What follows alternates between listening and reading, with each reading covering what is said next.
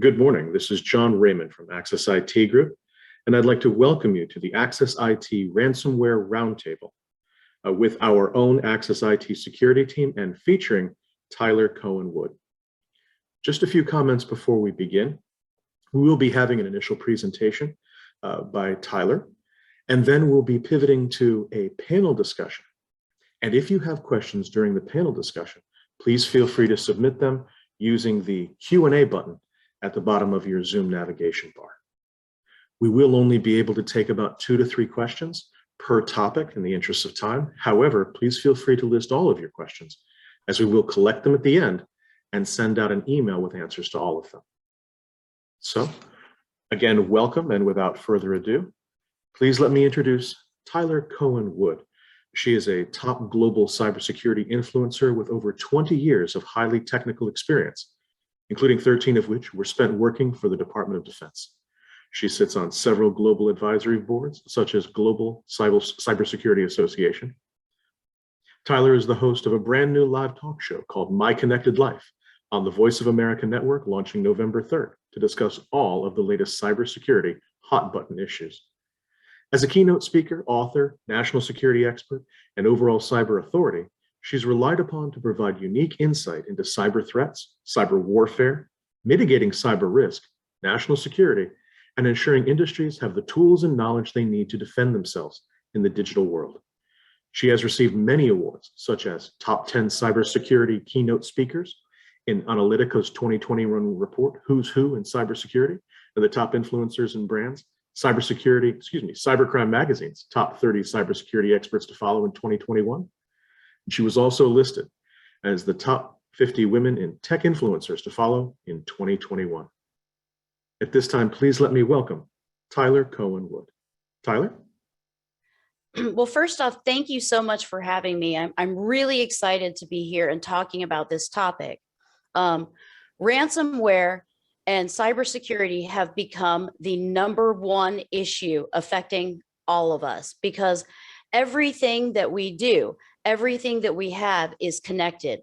There is some form of connection, whether it's through your phone, whether it's your car, your smart TV, your assistant, digital assistants, they're all connected. And we really have to start taking notice now. And I'm going to throw some statistics out here. So the Federal Trade Commission received 1.4 reports of identity theft this year. That's double the number of last year, and we're only halfway through the year. The average cost of a data breach is $3.86 million, and that was from 2020. That number has grown exponentially since then. And in 2020, ransomware cases grew by 150%. And in 2021, that number has doubled, if not tripled, because we're not through the end of the year yet. This is interesting. Phishing is responsible for about 97% of all successful breaches. But I'm going to end this with a positive stat. So according to a poll by the Pearson Institute and the Associated Press, they interviewed Americans, and they found that 9 in 10 Americans are at least somewhat concerned about hacking that involves their business, their personal information, their financial institutions.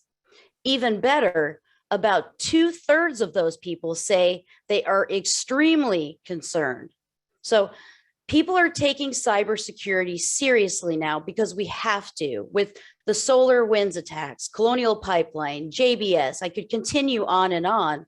This is a huge crisis situation, but it doesn't mean that we can't fix the problems. We just have to be aware. And this is an interesting question to think about too. Is ransomware the big issue, or is phishing the biggest issue? And we're going to go into that, because you really can't have one without the other. Ransomware is a type of malware, and ransomware has changed very, very drastically in the past few years, and it's grown very, very quickly. In fact, we're seeing things like ransomware as a service. We're seeing ransomware all over the dark web where you can pay a very minimal amount of money to purchase ransomware. And all you have to do is try to phish an organization and you've got the ransomware in there. And the price for that is usually about $1. There are now ransomware gangs. There are ransomware negotiators. This is a billion-dollar industry now. There are people that actually make a living working with the ransomware gangs to try to help lower the cost of the ransomware. But here's the problem. Ransomware's changed and the attack vectors have changed too. So back in the old days of ransomware, 2015, 16, it wasn't it wasn't as common for the ransomware gangs to actually try to exfil information off of the machines before propagating the ransomware. But now there are backdoors that are left behind. There's a lot of issues while trying to clean up a ransomware mess. And the best way to prevent a ransomware attack is the right technology and tools, cybersecurity awareness training, and people taking responsibility for cybersecurity and really understanding what they have to do to stop a ransomware attack. I was talking to a friend who who works for a very large stock company, and he said, we did a practice round of phishing, and 99.9% of people responded correctly. But one person didn't. And all it takes is one person clicking a link and your company can be infiltrated with ransomware. It can completely put you offline. So I'm really excited to delve into this with Access IT Security Group and really get into these questions. So thank you so much for having me. I'm really excited to be here. This is a great topic and I'm really looking forward to it. Tyler, thank you so much. What we're going to do now is go ahead and pivot to our ransomware roundtable panel. And please let me introduce again, Tyler Cohen-Wood, who will be joining us, Jim Bierce, Vice President, Professional Services, Lainey Dale, Director of Cloud Services, John Maloney, Director of Risk Management, and kind of a hero today, Gus Chiarello, who isn't feeling well, but will be participating in a limited manner. Tyler, what are the newest trends and developments in ransomware? What are we seeing today? So we're seeing some interesting things. And again, ransomware and phishing, I kind of tie them somewhat hand in hand because if 98%, 97% of breaches are caused by by phishing, we need to address that too. And one of the very interesting things that we're starting to see with some of the ransomware groups or the nation state actors is they're actually starting to use AI to comb through social media accounts and to really piece together a profile of someone that they want to target, to spearfish, so that they can get into the network. Because when you get into the network, all of a sudden you start being able to propagate the ransomware. It looks for different credentials and locks things out. And there's not necessarily a guarantee that if you pay the ransom, that you will be able to unlock all of your files. So different tactics have to be taken, and the crown jewels have to be kept in an incredibly safe location where if credentials are trying to be exploited, you cannot get to those crown jewels. And it is also extremely important to really practice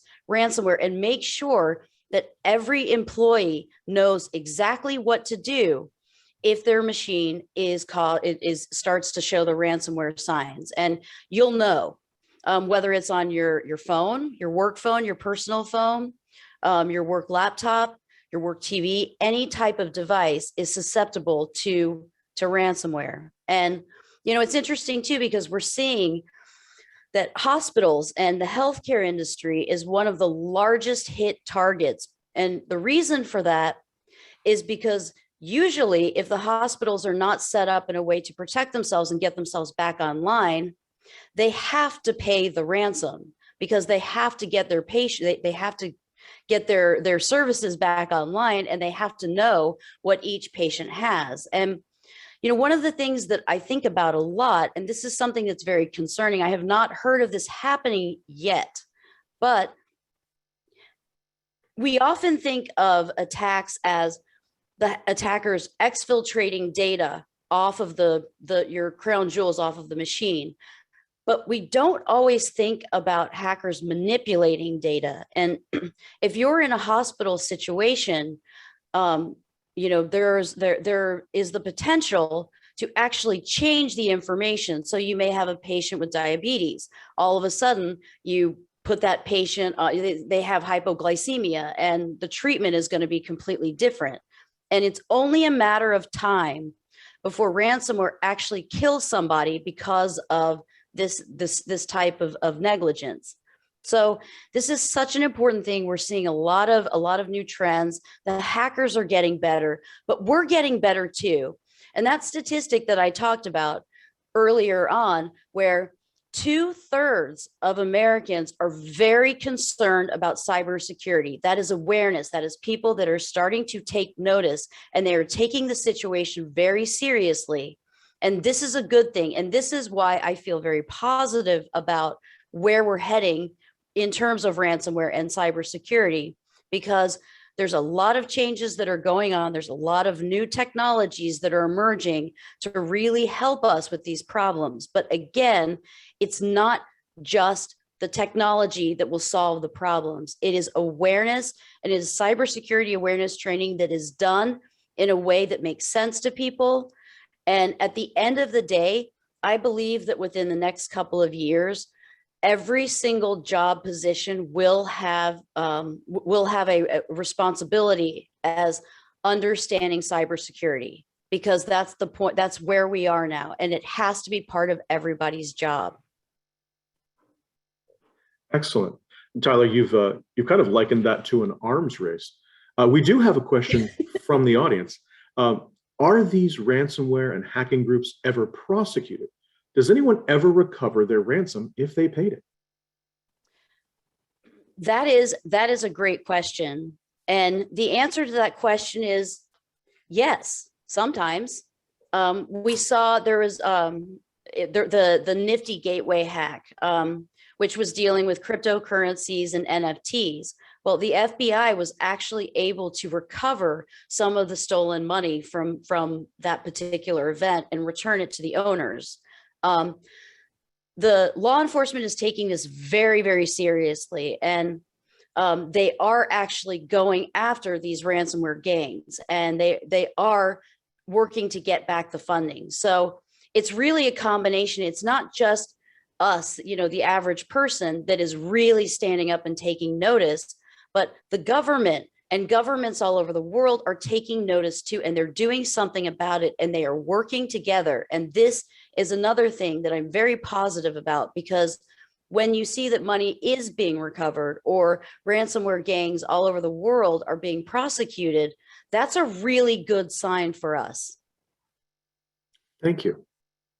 Kind of shifting gears slightly, Lainey, can you take us a little bit deeper? How does ransomware work, and what technologies best prevent it?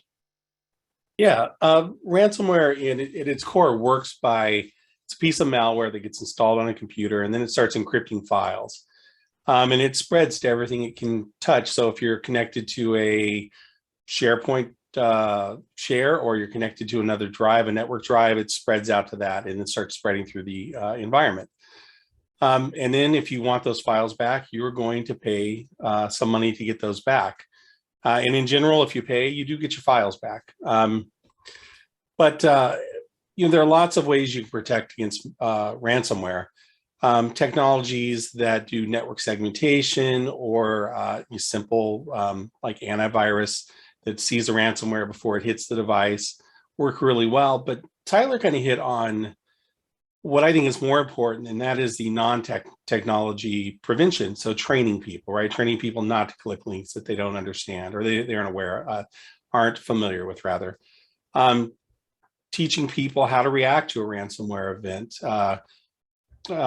In a previous job, we had a ransomware outbreak where the CEO secretary clicked on a link and it started hitting all the board SharePoint files, right? So how do you recover from that? And having a team that was trained that worked for me, we were able to recover most of that data from backups. So there's lots of things you can do to protect against it. And there are great tools. Netscope, Zscaler, CrowdStrike all have great tools out there for preventing and guarding against ransomware. Yeah. We do have another question from the audience, and I think this might be for both Eleni and John. Would increasing pen testing tools, like automated pen testing tools like Pentera, help find potential weaknesses?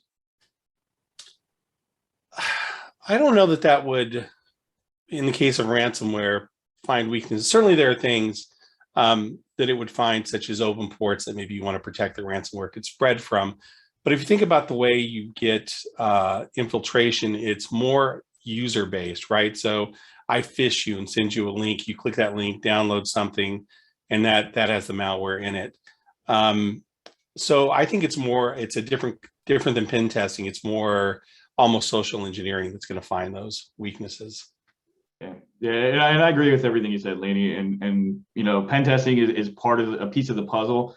And kind of piggybacking off everything that you mentioned and what Tyler mentioned in the previous question was that what we're also seeing is those phishing attacks are gaining user credentials, right? And then the malicious actors or attackers are taking those credentials, they're logging into web applications or whatever it may be on the perimeter and trying to compromise those systems. So that is another attack vector in addition to, you know, the end user directly downloading and installing malware. Attackers are, again, compromising credentials, going after VPNs and anything that's external, you know, from an application perspective and trying to compromise those applications as well. So, you know, multi-factor and things like that are all technologies that come into play when you're talking about those things.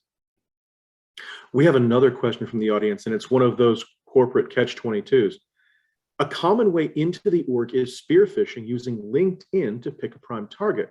With that in mind, should security staff and staff with elevated permissions openly advertise their workplace on LinkedIn? Can I take that? Please, please. This question, I get asked this question all the time, and it's interesting because it really is kind of a catch-21 here. You've on one hand, if you're a CEO of a corporation, you want to have a presence on LinkedIn, or you want to have a social media presence, because what I have actually seen happen is if you don't, and you don't really know what's going on with your accounts, is very easy for hackers to actually set up an account in your name and connect to your friends, your colleagues, and get information. This has happened time and time again. It's just another form of spear phishing. So I think it's more important that you do have a social media presence and you're watching what's happening, but what's more important is what you post and what you talk about. And by giving away, you know, things like, oh yes, I'm going on vacation, that's great.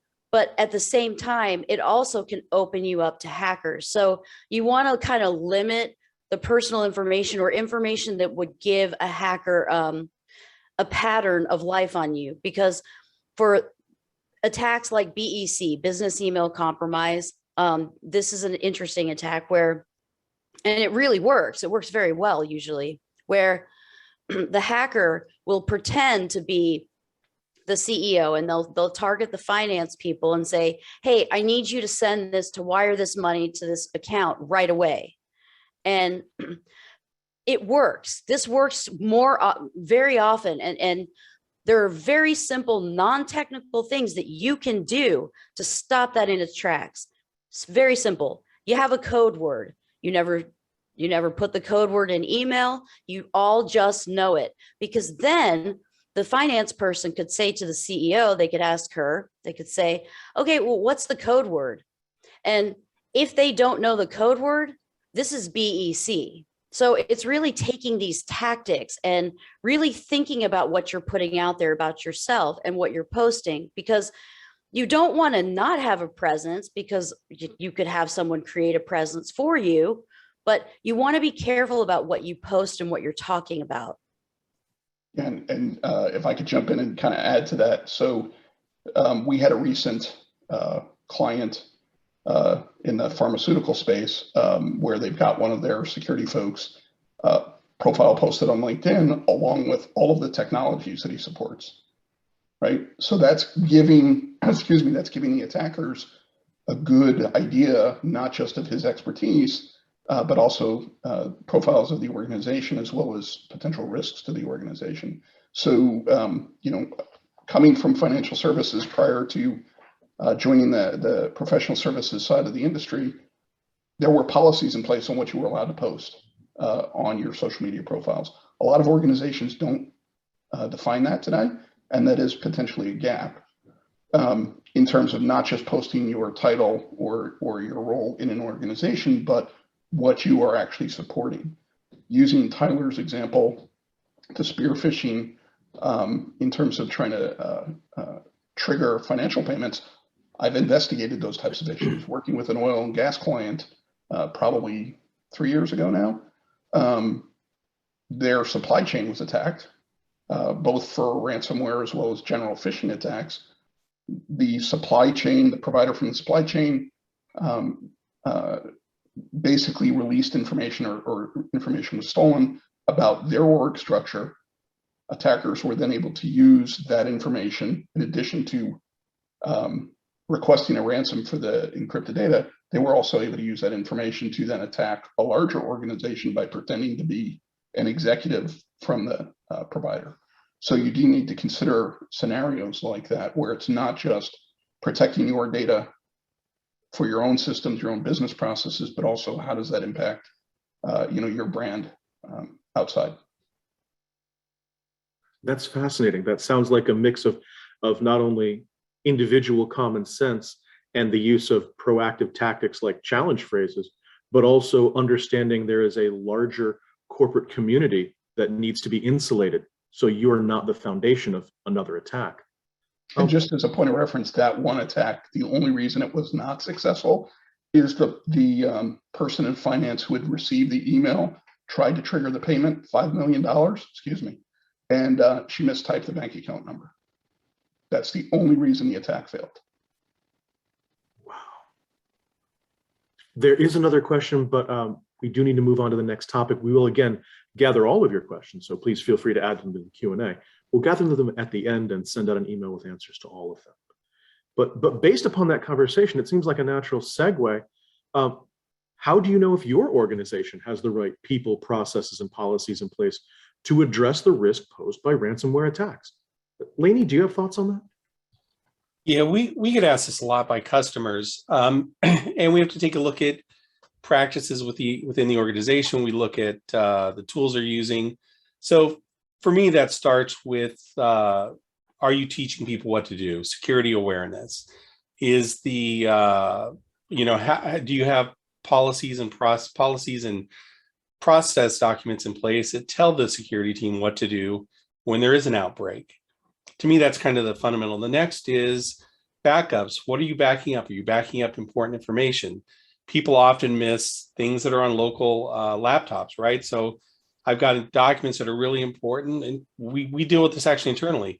And instead of them getting up on a shared access like Google Drive or Teams or something where they're backed up, there's versioning happening.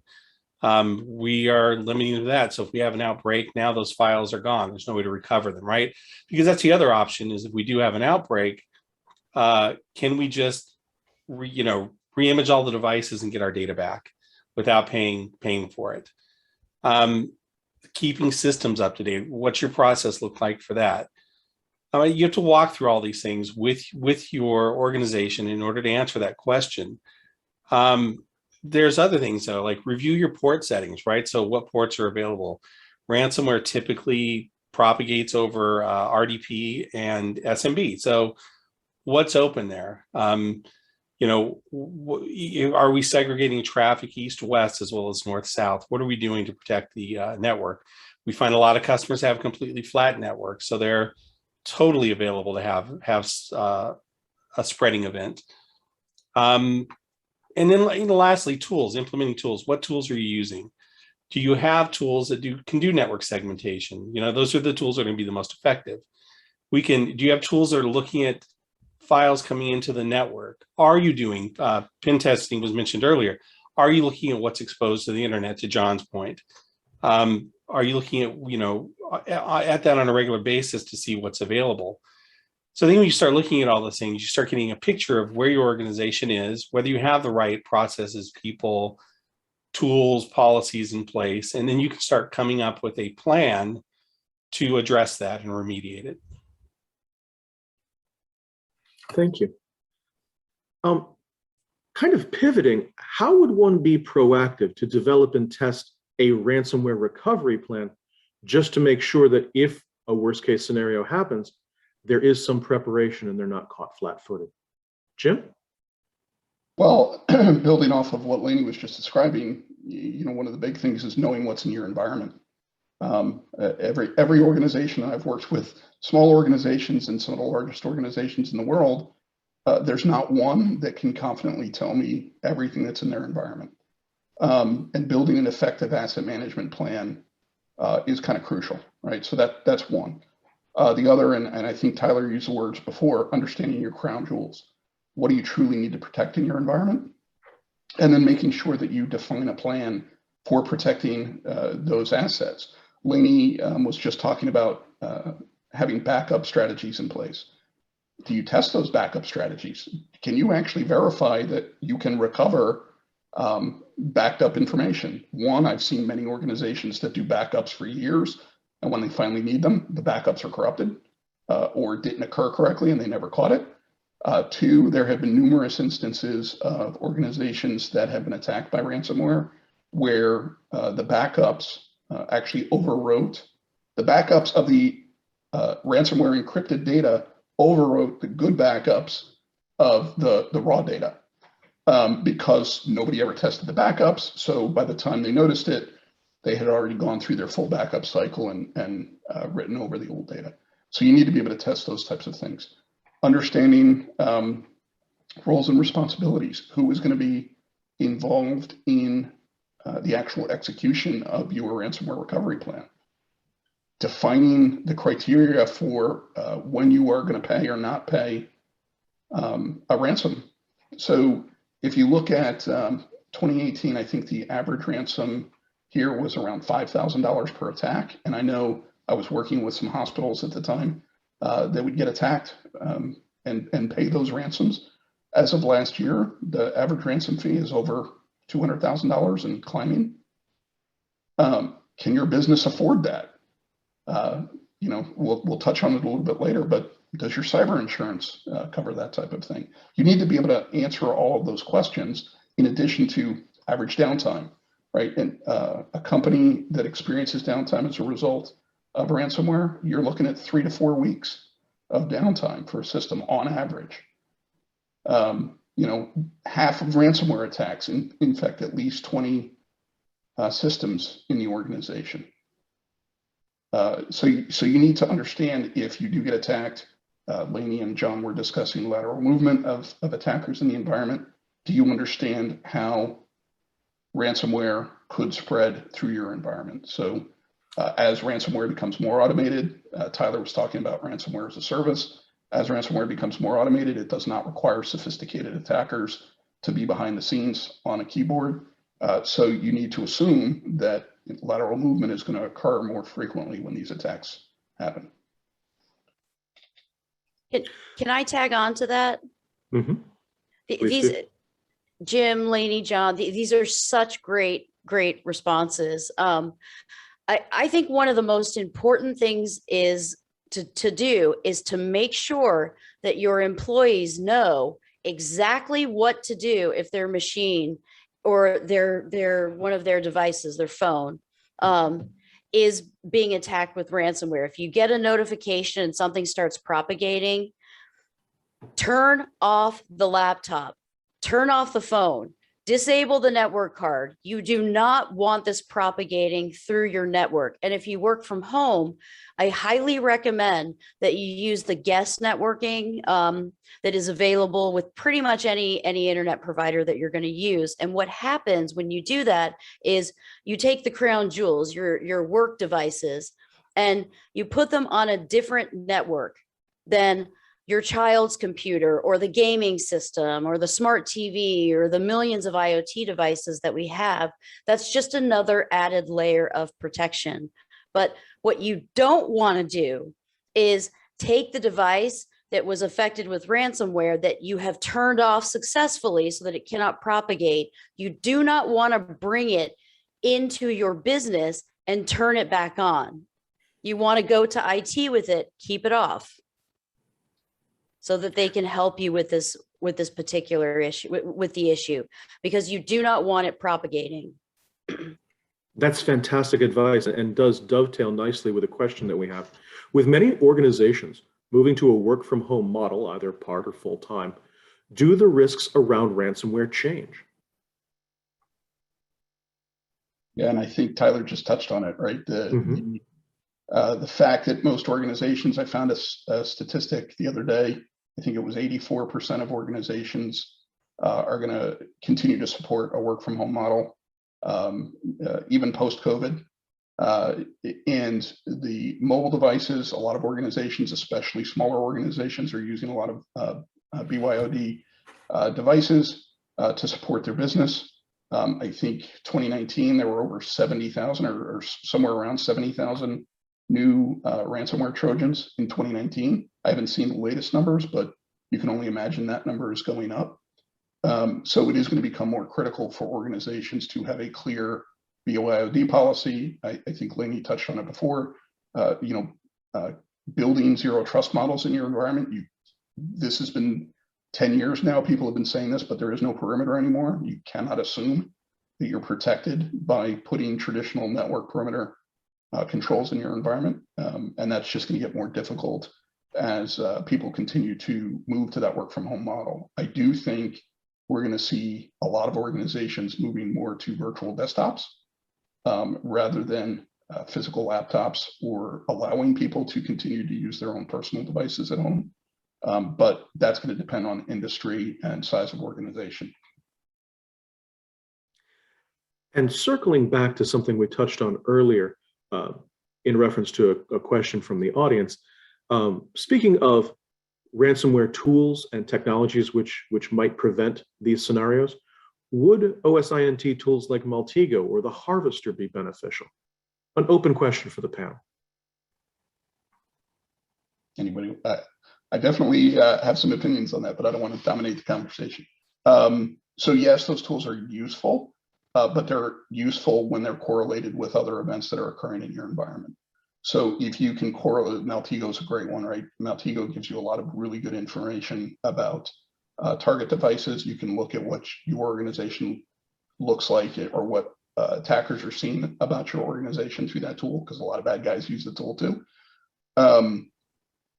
It is definitely useful, but you need to be able to correlate that information with actual events that are occurring in your environment to make it truly useful. Unfortunately, a lot of organizations struggle with the staffing around those tools and training people on how to use them effectively. So just having the tool itself doesn't help. You really need to have the skills to use it correctly. And John, I don't know if you want to throw anything in there from a pen testing standpoint. Yeah, I was just going to say, even us in the practice, we use those tools specifically just to determine what the digital footprint could potentially be of our customers or our clients, if we're doing an assessment, and that data by itself may not necessarily be an issue, but what you can do with that data when you compile it with whether it be DNS entries or servers or people and LinkedIn profiles, you can compile all that data and basically create an attack vector. So while those tools are extremely useful in determining what that digital footprint looks like, without somebody to analyze all that data, it's not much by itself. And as a follow-up to that, John, how do you know if you've made the right investments in security prior to a ransomware attack? So when it comes to a ransomware attack, I think most of us would agree that at some point we would assume that you're going to be a victim to a ransomware attack. It's what you do when you're attacked to limit the spread of the ransomware or prevent preventing the spread throughout your environment, or developing a strategy, if you will. And of course, as always, the objective would be to not pay any ransomware and the ability to kind of prevent the situation from escalating. So typically there's a couple of different categories that I would take a look at as part of that overall ransomware strategy. First and foremost, credential loss. I mean, we talked about it a little bit earlier. Anything that's on the perimeter that has, that's using user credentials or authentication mechanisms, you want to make sure they're locked down, whether it be with multi-factor, things like that. You want to make sure your end users are aware of, the potential vectors of phishing attacks and things like that. And as Taylor had mentioned as well, you're not going to get emails from financial companies asking for transfers and having some type of challenge response mechanism. So again, kind of, that would all fall under like security awareness, if you will. External applications, I kind of hit on that. So, not only just the applications, but any APIs that are externally available, you want to make sure that they are tested and locked down, because again, it could potentially be an authenticated attack to any external facing applications. And again, if those applications are vulnerable to those attacks, then the potential of installing malware on those servers and having that spread, throughout your infrastructure is key.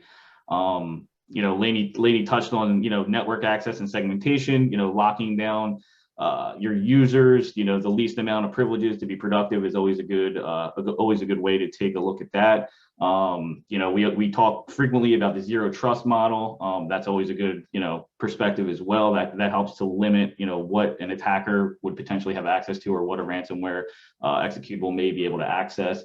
So again, taking that, the stance of least privileges, whether it be applications, devices, users, things like that, that would definitely help limit that access and segmentation. So patch management and antivirus, again, that's another thing to take a look at, because a lot of times ransomware does spread through vulnerable systems, whether it be missing patches and SMB vulnerabilities and things like that. So that is a common attack vector when it comes to ransomware. Jim had talked about backing up your data. So again, data protection and backups is critical. So you want to make sure that you have a recovery plan in place, that your data is backed up, and then piggybacking on the backing up of your data, are those data backups safe, right? So ransomware attacks typically go after those file backups. And the reason being, because if I'm an attacker and I could encrypt your backup files, now you have much bigger problems, right? So, common practice around those backup files is to make sure that, only one administrative account may have right access to those files to make changes and things like that. So just basically putting security parameters around your backup files is always, a good strategy as well. And just to jump in and add to that too, one of the things that I've seen many times is backup systems, or in the case of cloud environments, backup providers and security systems. Those are often weak points, right? So organizations spend a lot of money protecting their servers that are hosting data, but the systems that access those systems, so the backup servers that have administrative access or read access to all of your systems, the security systems that are pulling logs from all of your systems, and again, often using privileged accounts to do so. Those systems themselves provide avenues of attack for the bad guys. Now, that may be more relevant for more advanced attacks, but when you're talking about lateral movement of ransomware, you want to make sure that your control systems are not actually the point where ransomware spreads to the environment. Especially, I think Tyler mentioned way at the beginning of the call, the manipulation of data, right? And using those systems as a point to manipulate the data that's critical to your business.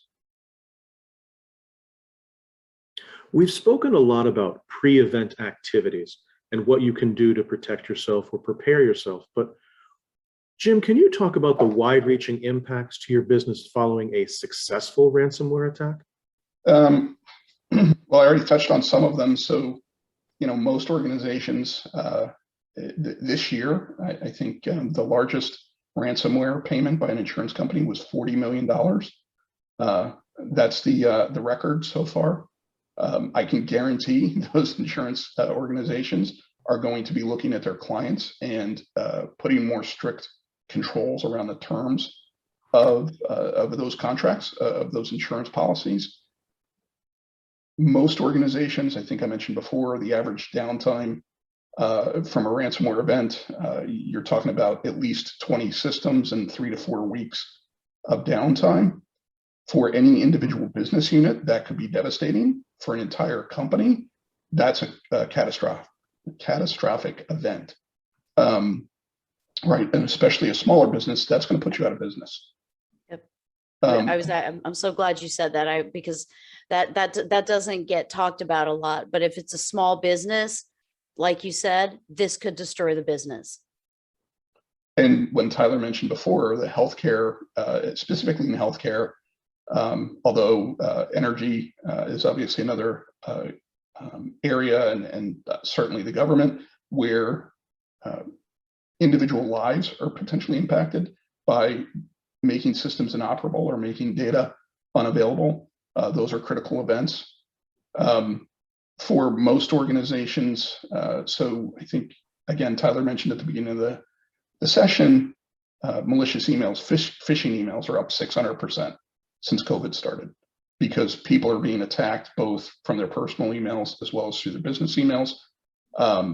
Most organizations that do get attacked, let's see here, I've got some statistics here. 90% of financial institutions targeted by ransomware attacks. Banks increased 520% or more phishingware and ransomware attacks. There's predictions that ransomware itself will start to impact global economies by over $6 trillion at some point. That's a lot of money, and the bad guys only have to be right once. We have to be right all the time, right? The ongoing shift to work from home, that's going to continue to impact businesses. It's going to require that companies define policies for how their individual employees use systems from home. That has implications on political environments and legal and regulatory requirements that are outside of the control of an individual company. The cyber insurance that I already touched on, there are insurance organizations that are starting to get more rigorous around paying out policies. So if your policy requires that you have a certain level of control in your environment and you cannot demonstrate to the insurance provider that you've got that control, you're not going to get paid. When you look at companies that are paying ransoms, I think 90 or 95% of companies pay the ransom. Less than half of them, they actually get the data back because it's often corrupted just through the whole encryption process. So there's a good chance, even if the attacker wants to give you the data back, they may not be able to. So you need to be able to account for all of those types of things. So the only thing I don't think we mentioned as well is the damage to business reputation, right? So I mean, if you're a victim to a ransomware attack, your company name may be out there, whether in news articles and publications and things like that. And I mean, we can all think back to Target. The name sticks, right? So if you're a reputable company and you're hit with ransomware, I mean, the damage to your reputation alone is worth its weight in. Yeah, and I saw another statistic. I think earlier this week in another conversation, a lot of organizations will pay the ransom, and for the record, right, the FBI recommends that you do not pay the ransom. 80% or so, or 85%, I don't recall the exact number, of organizations that paid the ransom were attacked the second time. Because that's an important that's important to note, because if you pay it once, the assumption is you'll pay it again, and it may even be more that you're expected to pay. Yep, and you've demonstrated a weakness in your cybersecurity program. You've demonstrated a willingness to pay for your data back. So you're going to be targeted again, or there's a high likelihood that you're going to be targeted again. And going back to the healthcare conversation, there are times where you don't have a choice. But if you have the right program in place, you have the right testing in place, you don't necessarily have to become one of those statistics. Here's a fascinating question, and I know we touched on it briefly before, but do organizations look for ransomware-specific cyber insurance?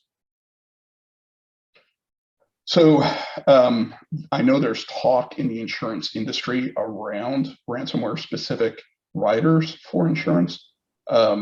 Whether or not they will provide specific insurance from ransomware, I guess that's a question that we'll see as cyber insurance continues to evolve. I mean, it's changed drastically in the last 5 years that I've had any interaction with insurance companies.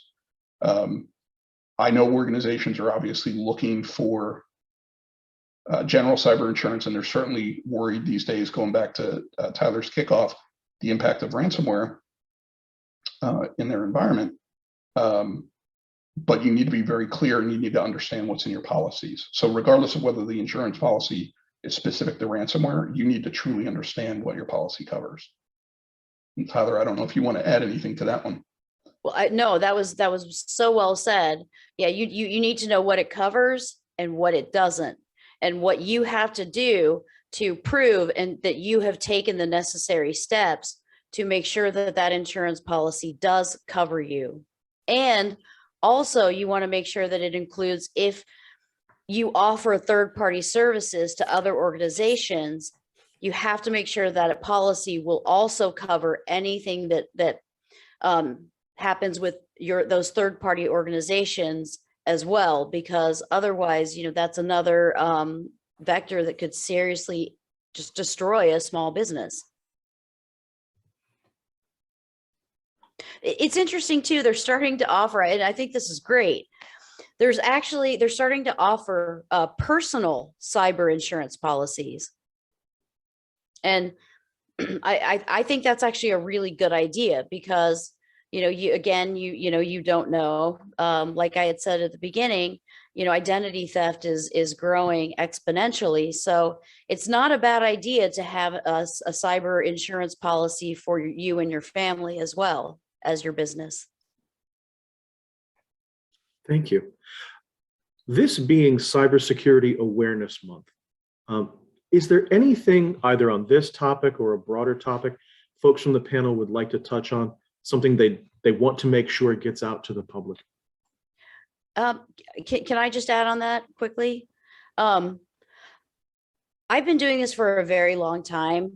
And when you're doing your cybersecurity awareness training, when you do the training, if you don't make it personal, it gets glazed over. Like, there's a very big difference if I say, if you click the suspicious link, you could be opening your company up to ransomware, versus if you click that same exact link, you could be exposing your family and allowing hackers into your daughter's camera on her phone, or any baby monitoring service, because people take notice when it affects them personally. And the techniques that you will use to secure your business and your family, they're actually the same. So taking cybersecurity awareness training and making it more personal, because that has a much bigger impact on how people retain the information. Well, and to add to that, I think organizations need to also get out of the habit of believing that their administrators and their security people know all of this and that they follow all of the best practices. Let's be honest, people that are experts in a field often don't feel like they need the remedial training or the repeat training. And it's very frustrating for them. But at the same time, going back to the phishing conversation that Tyler mentioned at the beginning, and John's mentioned a couple of times, how many times are administrators the weak point in ransomware getting into an environment? It's always the administrator that makes one mistake, clicking on a phishing email that suddenly exposes their entire organization, or the one security guy who was working late at night and clicked on the wrong email and made a mistake. So you need to make sure that you're not making your administrators and your security professionals the weak point in the process, because they're the ones that are trying to protect you. Fantastic. I'm just going to comment as well. And in addition to phishing, it's been mentioned with the administrators and receptionists and things like that. Another attack vector is pretexting phone calls, right? So you're sending an email and then you're following it up with a phone call, and you're trying to pull some type of sensitive information out of those persons, whether it be, related to them or to the CIO or to the executive board or whatever the case may be. But it also, again, a different attack vector, but it still falls back under that awareness training of what could potentially happen if you divulge that information, whether it be over a phone call or whether it be in person, whether it be phishing or whatever the case may be. So it's always good to just remember that, phishing is not the only attack vector. There's other vectors that could potentially come into play. Well, and that's, John, I think the event I'm going to reference here. We know of one event, I think it occurred over the summer, where somebody received a text message, and that text message, they responded to the text message. And as soon as they responded to the text message, they got a phone call from somebody claiming to be the CEO of the organization. And that person tried to trigger the financial transfer, like Tyler mentioned earlier. So phishing don't consider phishing to be limited to email. I know I get bombarded with fake text messages all day long, try to filter them out when I can, but that is becoming a more prevalent avenue of attacks, especially as people use their personal devices for more corporate access.